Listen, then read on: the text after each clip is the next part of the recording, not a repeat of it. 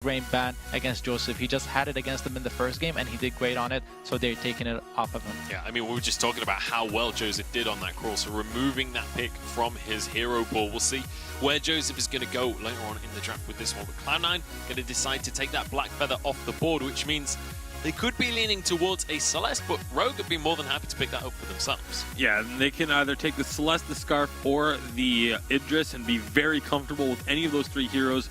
It's those late game Crystal Power mages that Hammy has been playing exceptionally well, and I would love to see them go for either one of those three here just to make sure that they grab it before Cloud9 will have a chance to basically draft them into a hole and kind of force them to pick one of them.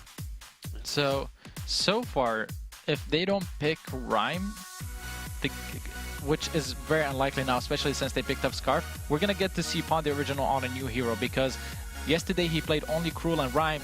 First game he played Rhyme, now he's playing something different, so we get to see him on something different. The Sky and the Fortress come out. I'm expecting that Sky to be a jungle CP Sky. It works not so great with Fortress, but you still have the Vox to proc the bleeds.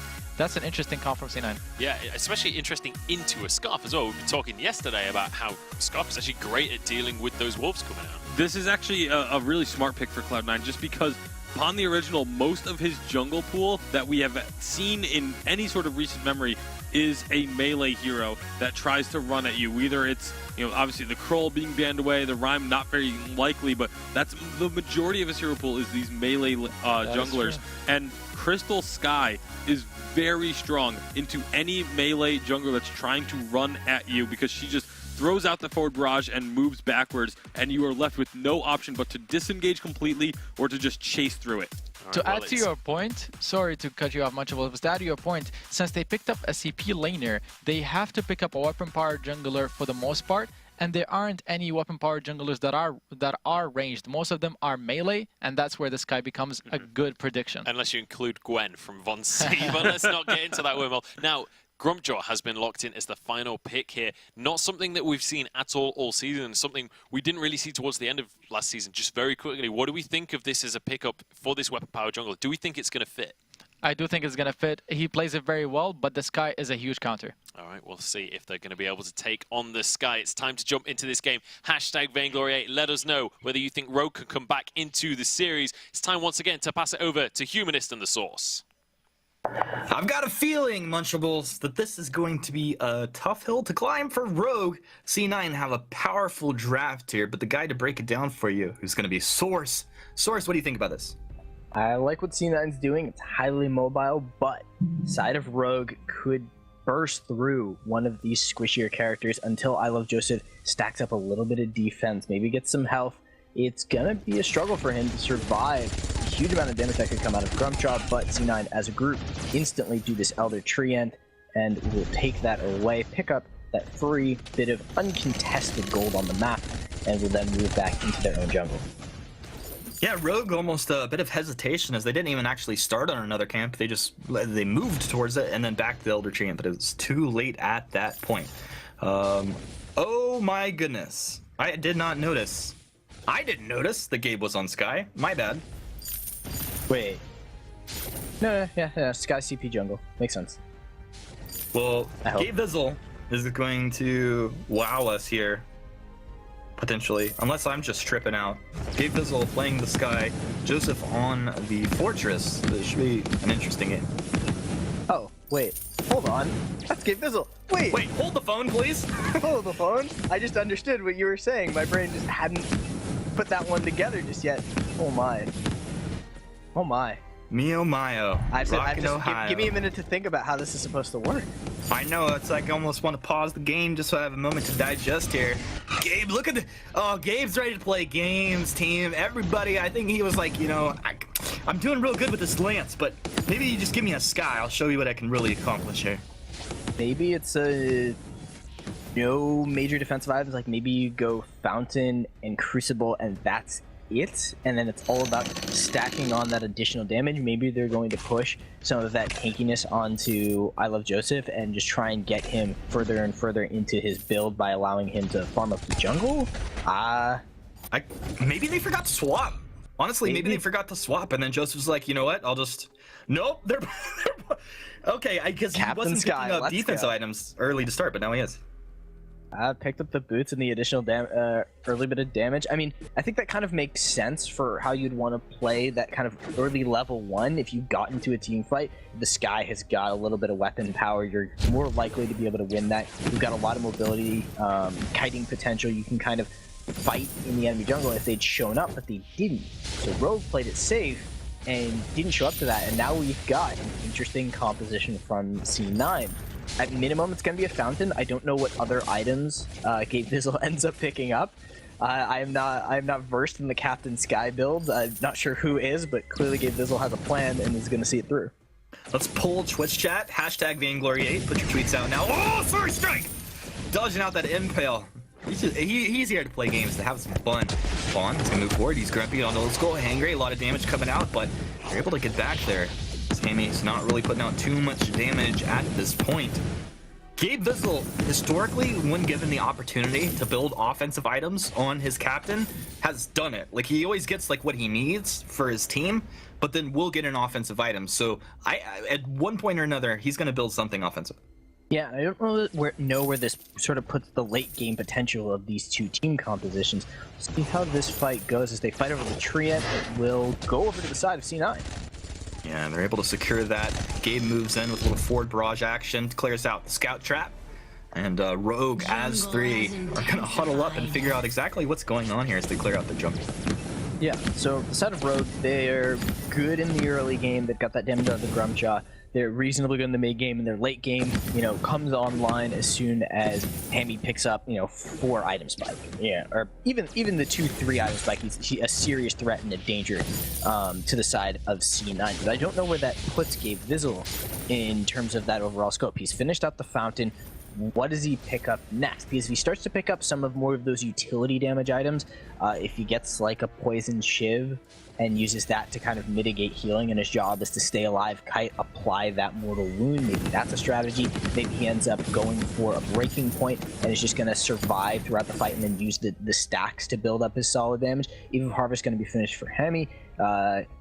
Evil will finish off his fountain, and so now we're pretty much even in terms of everybody kind of having a damage item. Joseph going for kind of a tanky on hit build, so it's the side of C9 I think will likely pick up the items that the team needs and less about what their build requires, so that they can kind of fill those gaps. Well, this is going to be incredibly interesting. Gabe picking up a little bit more health for himself, so probably building into a bit more defense. I think he definitely wants to pick up a block. For his teammate. He could even go for the Crucible, and we'll see how that does play out. But very interesting indeed. Joseph now level 6 has his attack of the pack ready, and Rogue as a unit. They have stuff also on the Grumjaw, but you see everywhere that Rogue move, they're always as a team. Like, these guys are not looking to get caught out here.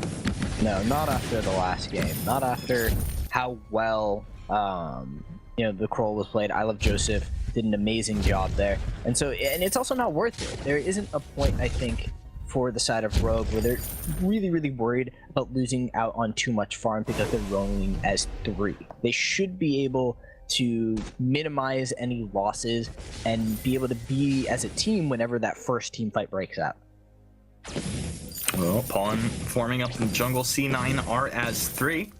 But honestly, I'm having a bit of a hard time reading any engagement cues coming out of C9 at this point. I think, honestly, it's caught Rogue off guard, too, just based off of how they've been moving now. The Impale's going to come out. A nice job by Old School. Sonic's going back, but the stuff is up. Pawn's going to go ahead and pull them back. Now, let's see if they can combo up here. They put him up against the wall. Evo, where's the sun there? Old School moving back. One more attack will take him down. Rogue finding first blood against C9 here.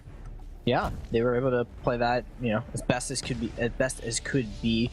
There isn't a lot more I think they can do. They can siege and poke a little bit, maybe just because Hammy is already got that sustain and a little bit more damage. They might feel confident fighting underneath this tower, but it's difficult when you turret dive too far into I Love Joseph. Eventually the fortress is going to start to dish out significant damage. If they'd gone for that, Old School would have been back pretty soon, so it would have been a little too aggressive to go for the turret dive. And I'm waiting for this build from Gabe Vizzle to become apparent, because so far It's the Crucible, it's the Fountain, and that's it. That's all we really know.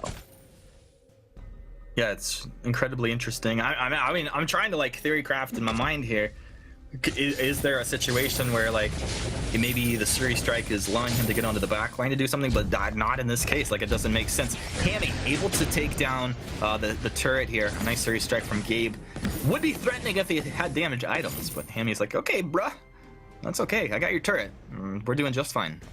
Yeah, I don't know where C9 comes online in that sense.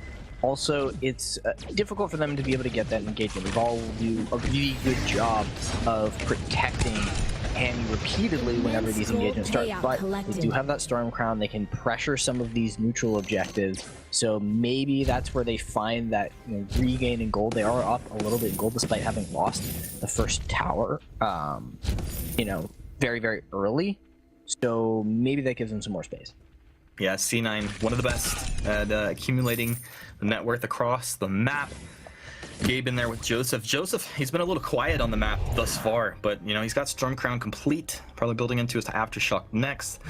He did pick up that Dragon Blood early, and really the Dragon Blood contract hasn't been doing too much work. Wouldn't be surprised to see him sell it off here soon. They just haven't been fighting enough. There wasn't enough time. There wasn't enough of a lane phase for them to really get value off of that Dragon Blood contract, use those slows to, you know, play those long chasing team fights. And I don't know, I don't really know where C9 go from here. I think their best course of action is to group up and look to find some significant damage, get the members of Rogue to dive a little bit further so that they can kind of collapse in on them. They're gonna need a good death from above. Gabe Vizzle has to land that crowd control needs to be there to supplement the fact that the damage is very low, and that's a two-man impale and Githyan wall. Oh, the Githyan wall on top of the group. They're waiting for it, comes out, but who has found who? They turned around Grumchop. He uses the stuff, but he's getting lit up. They turn it. They take in Pawn. They're looking for more. The Rogue, they get under the safety of the turret. C9. They get engaged on, but they find the kills. Yeah, the Mortal Wounds came out from both Old School and I Love Joseph. Now they're diving a little bit. This turret can do significant damage to Old School. They have to use the Fountain to survive. Theory crafting source. I mean, when you have a Fortress comp and a Vox who can chase, when these wolves come out, when Joseph's chasing down, not a lot of things that can like block off the path that your opponents want to run to. Death from above is one of those things. He's got his battery, right? So, do you think he goes for an Echo? I mean, that's kind of crazy. Double death from above could be the answer, especially if he's fast enough on it. Not necessarily because he wants to clump them on top of each other, but he can use one to cut off one line of retreat and then the second one to maybe re-engage the fight once the enemy team decides that they're not going to run away. That's a possibility. He could also be looking at switching this up into a CP build. He sold what weapon power he had. Maybe he turns that into an Eve of Harvest and then a Frostburn and becomes that CP Kiting Sky, because right now pretty much all their Crystal powers on I Love Joseph's Aftershock. That's about it. Maybe that's where they find this damage as the game gets later and we get closer to full builds. It doesn't really matter that he's not, you know, the traditional tank or captain. This is pretty untraditional at this point. He does have the Echo ready to go. I want to see Gabe draw like a perfect 90-degree line intersecting. Just corner them in, just box them in. The literal box with those death from above. So we'll see here. He's taken talents into the Vainglory 8. I mean, get out your protractor. It's time to do some geometry here. Gabe Vizzle is going to need to set these up incredibly well, either by delaying the timing so that his opponents aren't prepared for where the death from above are going to come down, or by really setting them up positionally. If they can force a chase into a death from above, basically Attack of the Bat comes out and they set that up really, really well. Maybe that's how it works, and we're seeing some initial damage upon the original. They're going to go off onto a jungle camp, steal that away, and they're just waiting for the opportune moment to fight. Oh, nice scout trap, giving them a lot of vision for the last about 10 seconds there. Will be cleared out as C9 retreat back, but you can tell Cloud9 definitely want to fight. It's 12 minutes in though, only 1-to-1 net worth, you know, pretty even across the board. So a one team fight could blow this game open. Yeah, and we've been very focused on what's going on with Gabe Vizzle and how all of that is going to work, but Hammy's on 3-item spike, we'll be working towards that broken myth soon, already has the Clockwork Frostburn and Evil Harvest, so the damage is there, the sustain is there, we've got an Echo for Evol, so already have that double Githian wall. Pawn the original has got solid damage and some crit. The Grumjaw will kind of fall off a little bit as the game goes on. That damage won't scale as well as Hammy on the Scarf, but because of that, you know, this the fact that C9 is taking all of their time with this, I think there's still opportunity for Pawn the Original to really have a big impact on this game, despite us being 12 minutes in, one kill, and basically even gold. I feel like this game's gonna just absolutely go swinging wildly in the favor of C9 very soon. Old School has his breaking point complete, a fresh level 11 weapon infusion, there's a crystal infusion on Joseph. Gabe's been itching to use that Echo. It's gonna happen any moment here. I don't know if I have faith yet. I can't put faith in that this strategy just yet.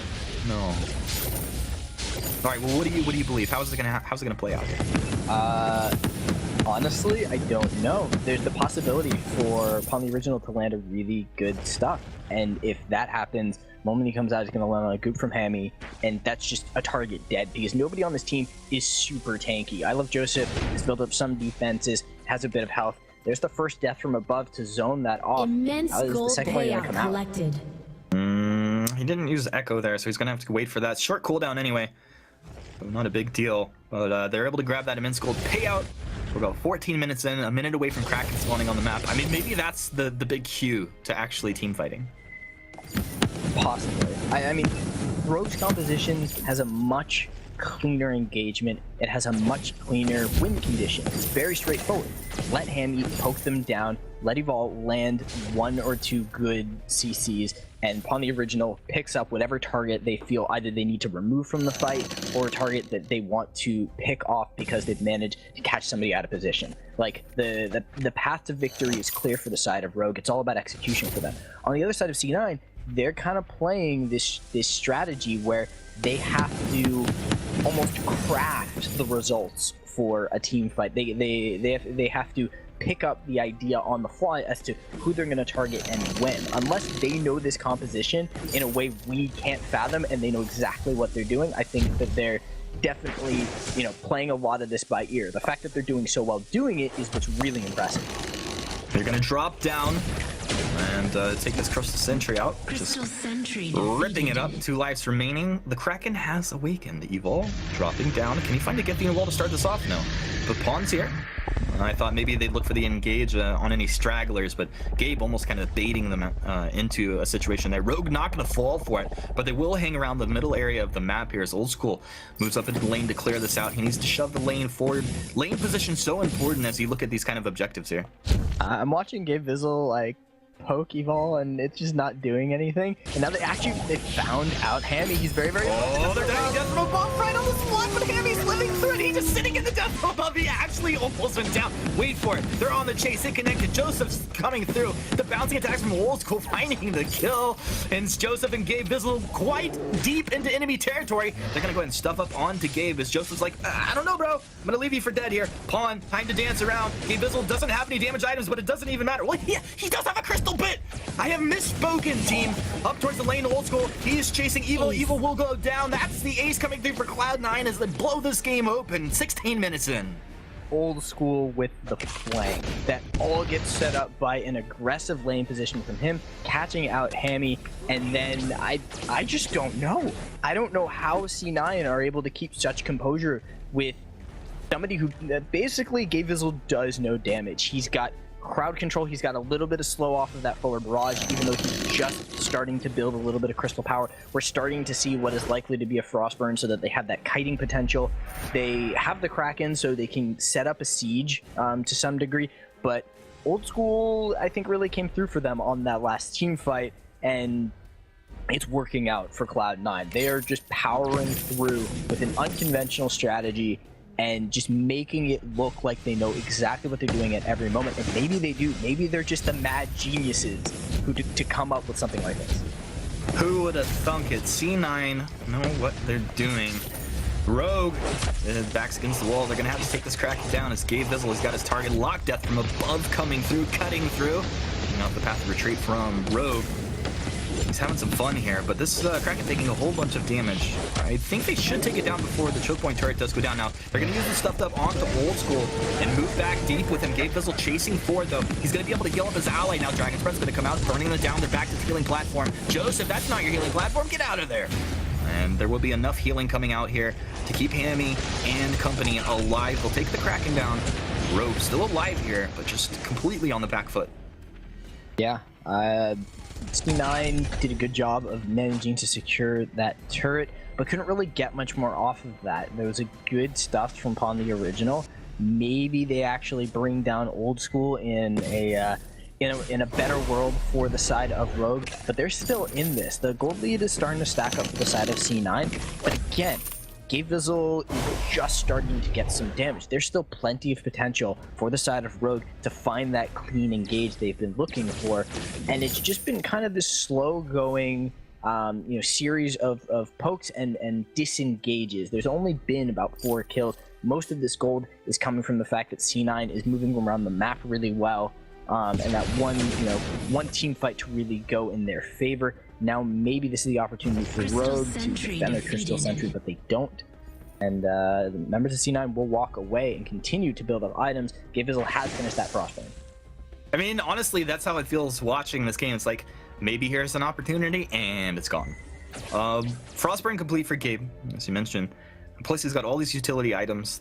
Just having this one item right here, it's pretty significant. He's going to work right forward. They're looking for a target. Nice stun on the Evil. From Evil, buying a bit more time as the wait for it flies out. C9, thinking maybe they had an opportunity, but not quite catching Rogue. Yeah, Evil with a good Githian wall back, and that kind of cuts the engagement down, which is where we see some of the weakness that is C9's composition. They're very fast. They've been able to position in these interesting ways to be able to find these team fights. But Rogue doesn't need to oblige them. Rogue can continue to step back. They can get off one good Githian wall and disengage things completely. We also haven't seen Hammy be able to set up the siege, set up that positioning that we like to see out of Scars. Here comes Death from above. Maybe this is the fight they needed. I don't know if that's the one they're looking for. Now it's Isla Joseph the attack the pack. He's out on the original. Hammy is the target. There you go. They're going to jump onto Hammy. They're up against the wall. Can Evo do what he needs to peel them? Old School burning down from the Dragon's Breath. Old School dropping low. Can Rogue find the kill? Yes, they can, but they traded 1 for 1. Now the party is on. Pawn the Original, what can you do? You need to be more angry than this. Joseph trading out. Gabe Vizzle's there. Suri strikes in. They have vision. A double kill coming out for Joseph. Evil, he's going to look at the combat roll and get himself out of here. I think he gets out of this one. Yeah, another combat roll. Look at the death from above. Oh my goodness. You talk about protractors. My goodness. Gabe Vizzle is a protractor. Gabe Vizzle managing to dish out enough damage over the course of that fight. Evil looking for the fight. Oh. He's thinking about it. Gets a couple more roots. Does a cheeky back, but Rogue, they opened that fight up really well. But Gabe Vizzle is starting to weirdly come online for this team fight. So we see the members of Rogue kiting upwards. Gabe Vizzle goes in fairly deep, gets stunned up. Pawn the Original is continuously kiting backwards, and this is really what we want to see out of Hammy. He's getting off the Spitfire, starts to dish out the damage. They managed to bring down Old School just at the end of that, but Hammy wasn't getting that much appeal. There wasn't a lot of opportunity for Evil to be able to keep him alive past that Dragon's Breath. And I think that's really where they're running into trouble, is they need to somehow keep Gabe Vizzle off of Hammy. Because if Hammy's able to survive these team fights repeatedly, they will dish out the damage. It's just getting difficult for them to do that as we see more crystal power coming for Gabe Vizzle. I did really like their positioning. Like, you would expect the Scarf to move back. Hold that thought. We might have a fight here. Old School, they have the positioning advantage. They're going to go ahead and force the lane forward. Now Joseph attacks the back. He's out. The chase is on. Hammy's on the backside. He has to reposition. Joseph's there. Old School's there. They're on top of the Scarf. The baby dragon is down. Old School's still alive. 12 breaking points stacking up. He's dropping low. Sonic Zoom back. Evil will take him down. Pawn will run away as the wolves are chasing. Evil trying to buy a little bit of time here. And it looks like he's going to do just fine. Oh, nope. Gabe 3 strikes already got him. Hey, that's not fair. Looked like he was out of there, but Gabe Vizzle manages to catch him out. He's still holding onto those flares, so it's probably just going to wait until it's time for a full build item. Now the Kraken is being started. I wouldn't say that they have a particularly fast Kraken. Neither of them really wants to tank it, and now Pawn the Original's here, but they see him. They see Pawn. Pawn's in a bad place. Grumpy over the wall. Gabe Vizzle's there. He's going to turn. He's hangry, applying the damage. Gabe can't trade the damage, but he drops the death from above. It's just a matter of time until Joseph gets there. Joseph lighting him up with his buddy, old pal, Gabe Vizzle. That's going to be the ace. 9-3. Cloud9 have the strong advantage here in this one. Yep, now they have the time and pretty much the safety to be able to pick up this Kraken. Maybe Hammy decides to show up and make a hero play, steal away the Kraken. But there is still an opportunity for one more good defense from the side of Rogue. They're not out of this just yet. However, they need to find that setup for the Scarf. Hammy needs to have the space to maneuver, the space to poke.